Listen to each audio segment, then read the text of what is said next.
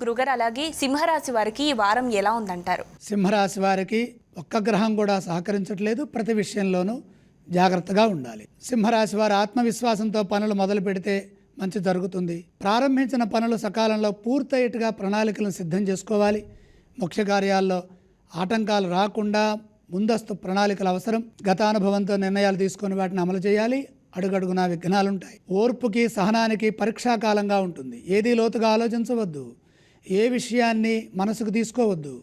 చెడు ఆలోచనలు ఇబ్బంది కలిగిస్తాయి, నిరుత్సాహాన్ని ఇస్తాయి. ఇబ్బందికరమైన సంఘటనలను పదే పదే మనసుకి గుర్తు చేసుకోవడం ద్వారా ఉత్సాహం తగ్గుతుంది.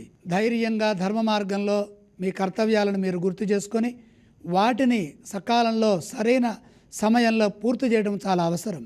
గ్రహదోషం అధికంగా ఉంది కాబట్టి రామా అంటే తప్పు మాటలాగా గోచరిస్తుంది. కాబట్టి శాంతంగా ఉండాలి, సౌమ్యంగా ఉండాలి. విసిగించేవారు ఉంటారు, నిదానంగా సమాధానాలు ఇవ్వాలి. మీ ఓర్పే మిమ్మల్ని కాపాడుతుంది, మీ సంస్కారం మిమ్మల్ని రక్షిస్తుంది. గతానుభవంతో వ్యవహరించండి. పనులు చేస్తున్నప్పుడు ధర్మము నిబద్ధత రెండూ మిమ్మల్ని రక్షిస్తాయి. తోటివారితో ఇబ్బందులు రాకుండా వ్యవహరించండి. ఉద్యోగంలో ప్రతి అడుగు జాగ్రత్తగా వేయాలి, శాంతంగా మసులుకోవాలి. ఈర్ష్యతో నిందలు మోపేవారు ఉంటారు. న్యాయబద్ధంగా పనిచేయడం ద్వారా, కుటుంబ సభ్యుల సూచనల్ని పాటించడం ద్వారా మేలు చేకూరుతుంది. ఆరోగ్యంపై శ్రద్ధ వహించండి. కార్యసాధనలో పరిస్థితులను అర్థం చేసుకుంటూ ముందుకు సాగండి. నిందలు మోపేవారున్నారు కాబట్టి సంయమనాన్ని పాటించండి. కడిగిన ముత్యంలాగా మీ ధర్మం మిమ్మల్ని కాపాడుతుంది. అలాగే ఈ రాశి వారు ఏ స్తోత్రం పఠిస్తే బాగుంటుంది? సింహరాశి వారు నవగ్రహ శ్లోకాలు చదువుకోవాలి. అలాగే ఏ ఆలయాన్ని సందర్శించాలంటారు?